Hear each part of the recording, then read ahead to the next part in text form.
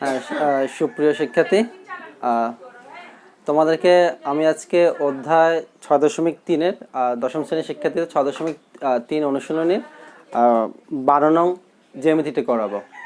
6.3-এর 12 নং জ্যামিতিটি খুবই গুরুত্বপূর্ণ একটা জ্যামিতি। তো এই জ্যামিতিটি তোমাদের করানোর জন্য আমি এই জ্যামিতির উপরের কিছু বেসিক বিষয়গুলো প্রথমে আলোচনা করব। এই জ্যামিতি করতে তোমাদের যে বেসিকগুলো লাগবে, প্রথমে আমি সেই বেসিকগুলো সম্পর্কে ধারণা দিব, তারপর জ্যামিতিটা তোমাদেরকে আমি আমার মতো করে করাই দিব। তো এখন অনুশীলনী 6.3-এর 6.3-এর যে 12 নং উপপাদ্যটি আছে, সেখানে বলা হয়েছে ত্রিভুজ এবিসি এর বিসি বাহুর মধ্যবিন্দু ডি হলে প্রমাণ করো যে AB plus AC greater than 2AD। তো এই উপপাদ্যটি করতে আমাদের যেসব বিষয়গুলো সম্পর্কে ধারণা থাকতে হবে সেগুলো হলো প্রথমত হচ্ছে বিপ্রতীপ কোণ। বিপ্রতীপ কোণ কাকে বলে? বিপ্রতীপ কোণ কি জিনিস? বিপ্রতীপ কোণ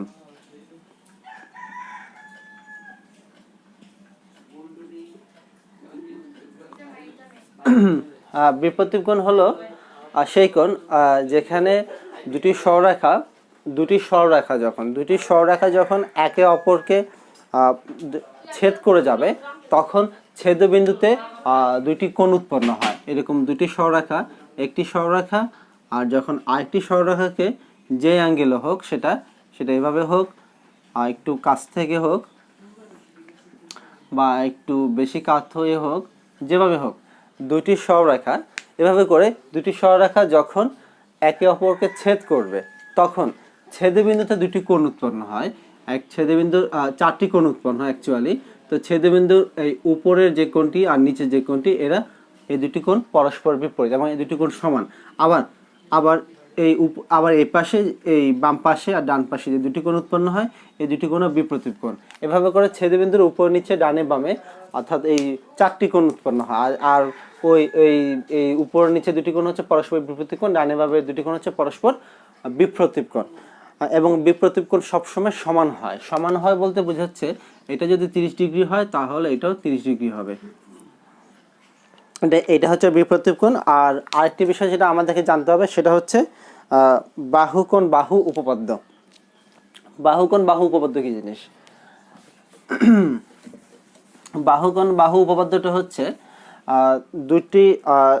এক্ষেত্রে দুটি ত্রিভুজ নিয়ে বাহুকোণ বাহু উপপাদ্য, বাহুকোণ বাহু উপপাদ্য। এই যে এর একটা ত্রিভুজ, ঠিক দুটো ত্রিভুজ আঁকলাম। এক্ষেত্রে বাহুকোণ বাহু, এক্ষেত্রে এই ত্রিভুজের একটি বাহু, এই ত্রিভুজের আরেকটি বাহু সমান। এক্ষেত্রে দুইটা বাহু সমান, এই ত্রিভুজের একটি কোণ আর এই ত্রিভুজের একটি কোণ সমান হলে এই ত্রিভুজ দুটি হবে সর্বসম বা যমজ, তোমার যেটাই বলো, সর্বসম। অর্থাৎ ত্রিভুজের যখন দুই জোড়া বাহু আর এক জোড়া কোণ সমান হবে, তো তোমাদের পূর্ববর্তী ক্লাসে এই উপপাদ্যটি নিয়ে আলোচনা করা হয়েছে। দুইটি ত্রিভুজের মধ্যে যখন দুই জোড়া বাহু আর এক জোড়া কোণ সমান হবে, তখন সেই ত্রিভুজটি সর্বসম হবে। আর এই ইয়েটাকে বলা হয় বাহুকোণ বাহু উপপাদ্য। দুইটি ত্রিভুজের যখন দুই জোড়া বাহু আর এক জোড়া কোণ সমান হবে, তখন ত্রিভুজটি দুটি সর্বসম হবে। এটাই হচ্ছে বাহুকোণ বাহু উপপাদ্য। আচ্ছা, আরেকটি বিষয় আমাদের জানতে হবে, সেটি হচ্ছে আরেকটি সূত্র আছে। সেটি হচ্ছে একটি ত্রিভুজ, সাপোজ এটা ABC ত্রিভুজ। তো সেটা হচ্ছে ত্রিভুজের যে কোনো দুইটা বাহুর যোগফল সবসময় তৃতীয় বাহুটি অপেক্ষা বড় হবে। মনে করো এই বাহুটা অর্থাৎ AB যোগ AC, এটা সবসময় BCর চেয়ে বড় হবে। অথবা মনে করো AC আর BC, অর্থাৎ AC যোগ BC, তাহলে এটা কার থেকে বড় হবে? AB থেকে বড় হবে। অথবা AB আর BC, এটা কার চেয়ে বড় হবে? এসির চেয়ে বড় হবে। এটা মানে হচ্ছে ত্রিভুজের যে কোনো দুই বাহুর যোগফল তৃতীয় বাহু অপেক্ষা সবসময় বড় হবে। ত্রিভুজের যে কোনো দুই বাহুর যোগফল তৃতীয় বাহু অপেক্ষা বড়। এই দুটো বাহুর যোগফল এটা থেকে বড়, এই দুটো বাহুর যোগফল এসির চেয়ে বড়। আবার এই দুটি বাহুর যোগফল এটা থেকে বড়, অর্থাৎ ত্রিভুজের যে কোনো দুই বাহুর যোগফল তৃতীয় বাহু অপেক্ষা বৃহত্তর, আর এটাকে বলা হয় বাহু বা এটা একটি উপপাদ্য, ত্রিভুজের যে কোনো দুই বাহুর যোগফল তৃতীয় বাহু অপেক্ষা বড়।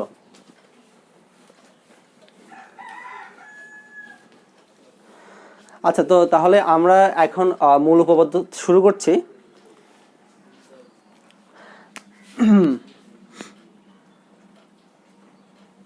অনুশীলনী 6.3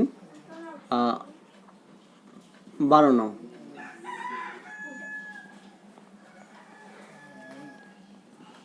প্রশ্নটা হচ্ছে ত্রিভুজ এবিসি এর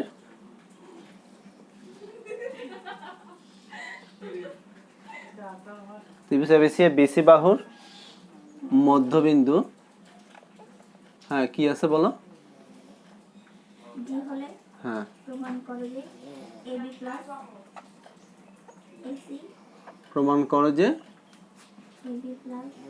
এবি প্লাস তারপর কি আছে এসি, তারপরে কি আছে 2, হ্যাঁ এটা হচ্ছে আমাদের প্রমাণ করতে হবে। ঠিক আছে, প্রশ্ন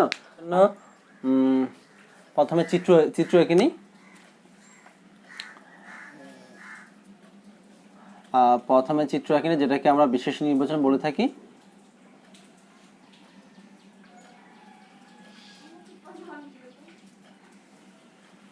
হ্যাঁ, একটা ত্রিভুজ এ বি সি। হ্যাঁ, তোমরা তো এটা করতেছো না, তোমাদের পড়াটা তোমরা কন্টিনিউ করো। হ্যাঁ, এ বি এসি আর নিচেরটা হচ্ছে কি বিসি বাহু। তো এখন ত্রিভুজ এবিসি বিসি বাহুর মধ্যবিন্দু ডি, তাহলে এই বাহুটার মধ্যবিন্দু হচ্ছে ডি, এই ডিটা হচ্ছে মধ্যবিন্দু। তো ডি হলে প্রমাণ করো যে এবি প্লাস এসি। তাহলে মধ্যবিন্দু যে ডি আছে, আমরা মধ্যবিন্দু ডি বরাবর আমরা এ আর ডি যোগ করে এটাকে বর্ধিত করবো। আমরা এমনভাবে বর্ধিত করবো যাতে করে এই ডি এডি সমান এখানে ইডি হয় এবং ইসি যোগ করব, অর্থাৎ এইটা আর এটা সমান হয় যেন। অঙ্কনের কথাটা আমাদের আসবে। হ্যাঁ, এটা আমরা এই মধ্যবিন্দুকে যোগ করে এটাকে বর্ধিত করছি। বর্ধিত করার কারণ আছে, আমাদের এখানে আরেকটি ত্রিভুজ আসছে যেটা আমাদের প্রমাণে সাহায্য করবে। তো এক্ষেত্রে আমরা বিশেষ নির্বাচন ওটাই ধরবো, প্রশ্নটাই এক্ষেত্রে অঙ্কনটা আসবে। হ্যাঁ, আমরা এক্ষেত্রে অঙ্কনটা লিখতে পারি।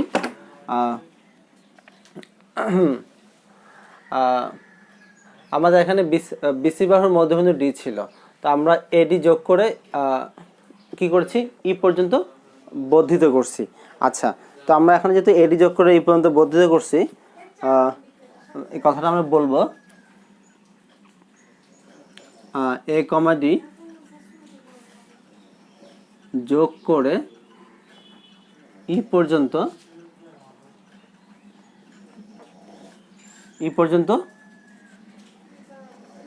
বর্ধিত করি যেন এডি সমান ইডি হয়। ঠিক আছে, এরপর আমাদের প্রমাণ। আমরা এডিকে এডি এ কমা ডি যোগ করে ই পর্যন্ত বর্ধিত করি যেন এডি সমান ইডি হয় অথবা ডি হয়। আচ্ছা, তো এখন প্রমাণে আসবো। আমরা প্রমাণ আসার জন্য প্রথমে ত্রিভুজ, এই ত্রিভুজটা আর এই ত্রিভুজটা নিয়ে কথা বলবো। ত্রিভুজ এ বিডি আর ত্রিভুজ হচ্ছে যে ইডিসি ত্রিভুজ।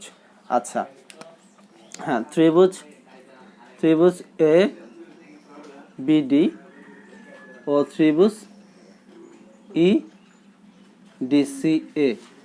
আচ্ছা, এটা বোঝার জন্য আমি এখানে তোমাদের একটা চিত্র দেখাবো, যেটা আবার মুছে দিব এখন। এই যে এই ত্রিভুজটা নিয়ে কথা বলছি আমি, আবার এই ত্রিভুজটা, এই যে এই দুটো চিত্রের ভিতরে দেখো এই দুটো ত্রিভুজ আছে আমাদের। এটা হচ্ছে এ বিডি ত্রিভুজ, আর এটা হচ্ছে ইডি সি ত্রিভুজ। তো এই দুইটা ত্রিভুজের মধ্যে ফার্স্ট অফ অল যে জিনিসটা খেয়াল করো, বিডি আর সিডি সমান, এটা আর এটা সমান। কেন? বিডি সমান সিডি। কেন? যেহেতু ডি বিসি এর মধ্যবিন্দু, এই জন্য।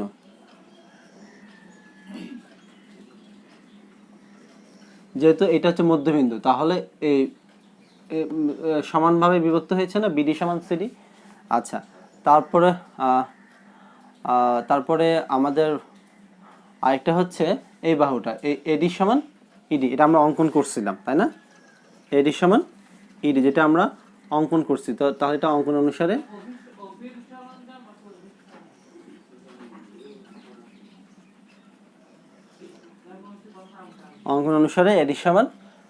এডি সমান ইডি। এবং আরেকটা জিনিস,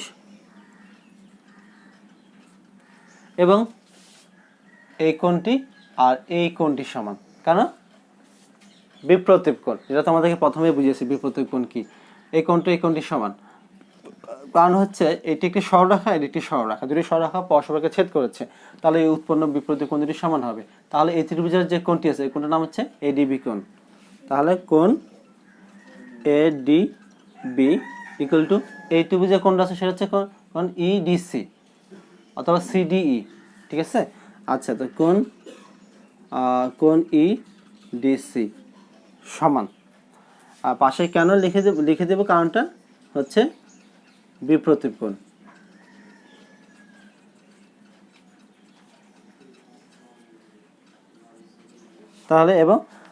তাহলে আমরা এই দুইটি ত্রিভুজের মধ্যে কি পেলাম? দুই জোড়া বাহু এবং এক জোড়া কোণ সমান পেলাম। তাহলে এটি কোন উপপাদ্যের মধ্যে পড়ছে? বাহু কোণ বাহু উপপাদ্য। তো তাহলে আমরা এখন লিখব ত্রিভুজ দুটি সর্বসম, এবং এই চিত্রটি তোমাদের বোঝার সুবিধার্থে দেখাইলাম। সুতরাং ত্রিভুজ, যে ত্রিভুজটা আমরা কথা বলছি এতক্ষণ এবিডি, আর আইটানিক কথা বলছি, আরেকটি কি ছিল ত্রিভুজ, কি ছিল? ইডিসি। হ্যাঁ, সর্বসম। কেন সর্বসম হলো? হ্যাঁ, বাহু কোণ বাহু উপপাদ্য অনুযায়ী।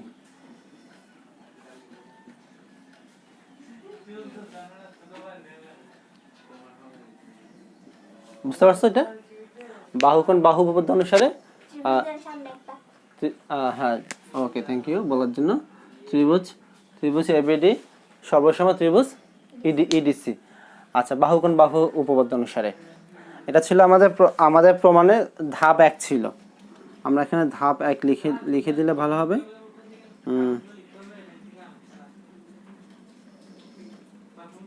ধাপ 1 ছিল, আমরা ধাপ 2 এ যাচ্ছি এবার। এই যে ত্রিভুজটা আছে, এই ত্রিভুজটা হচ্ছে যে এখন একটা ত্রিভুজ আছে, মাঝখানে যে সিরিজ একটা বাদ দিয়ে এখন একটা ত্রিভুজ আছে, সেই ত্রিভুজটা হচ্ছে এটা। আমি তোমাদেরকে পাশের চিত্রকে দেখাচ্ছি, তোমাদের এটা পরীক্ষা আঁকতে হবে না।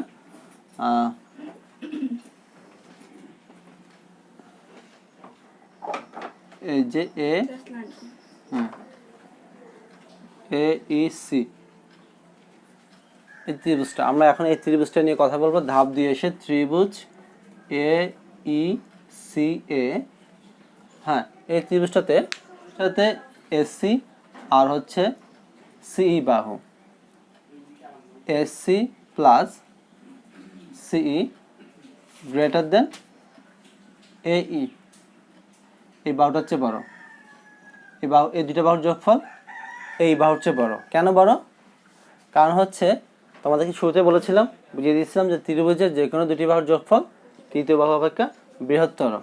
তাহলে এটা লিখতে হবে, আমরা জানি যে ত্রিভুজের যে কোনো দুই বাহুর সমষ্টি তৃতীয় বাহু অপেক্ষা বৃহত্তর। আমরা কাউন্টে লিখে দিলাম। কেন? আচ্ছা, আমাদের একটা জিনিস করা হয় না এখানে, সেটা হচ্ছে ধাপ 1 আমরা যে কাজটা করেছিলাম, ধাপ 1 করা হয়েছিল ত্রিভুজ এবিডি আর ত্রিভুজ ইডিসি, এই দুটো ত্রিভুজ সর্বসম প্রমাণ করেছি আমরা। সর্বসম প্রমাণ করাটা একটা আমাদের উদ্দেশ্য ছিল।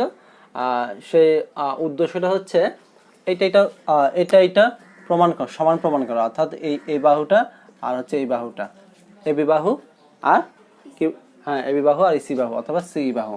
এটা আমাদের এখানে লেখা হয়নি, সুতরাং এবি সমান সিই। এটা এবি সমান সিই কেন হলো?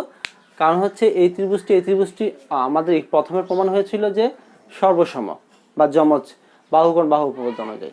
তাহলে এই ত্রিভুজের এই এটাকে যদি তুমি একটা সমকোণী ত্রিভুজ মনে করো, সাপোজ মনে করো একটা সমকোণী ত্রিভুজ, হ্যাঁ, তখন এটা একটা অতিভুজ।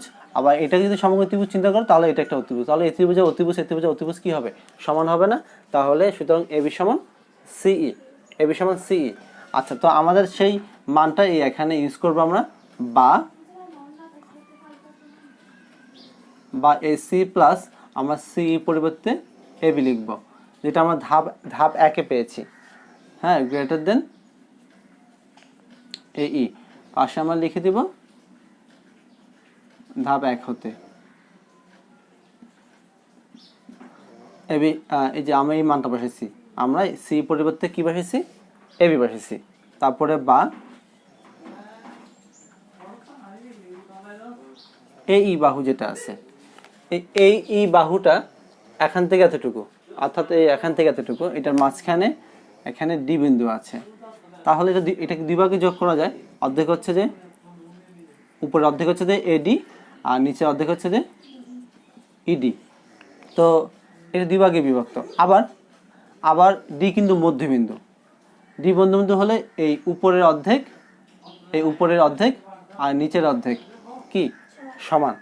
তাহলে বা AC plus AB greater than AD আর ইডিকে আবার এডি লেখা যায়, অর্থাৎ এডি আর নিচে ইডি সমান। তাহলে এই এডি মিলে এই হবে।